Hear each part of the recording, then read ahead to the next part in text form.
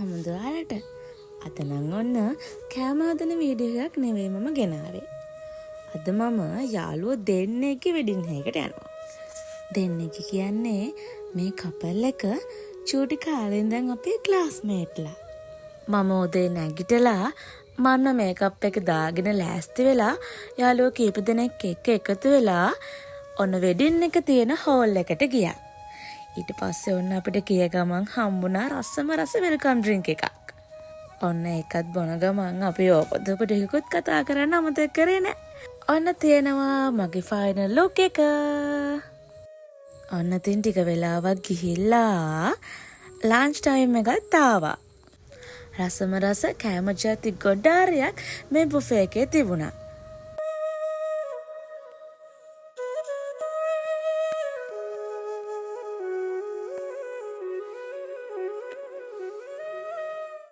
මෙන්න තියෙනවා රසම රස කෑම එක. ඊට පස්සේ ඉතින් අපි ඩාන්ස් කරලා යාළුවොත් එක්ක ෆොටෝ ගහලා එහෙම ගෙදර ආවා. ඒව නම් ඉතින් වීඩියෝ කරන්න අමතකුණා ඇත්තටම.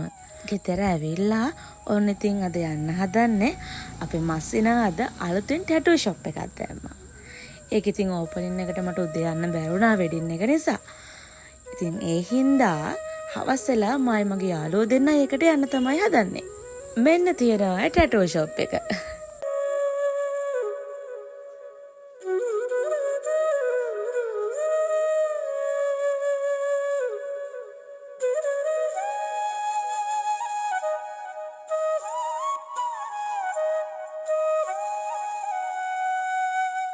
එහෙනම් අදට ගිහින් එන්න.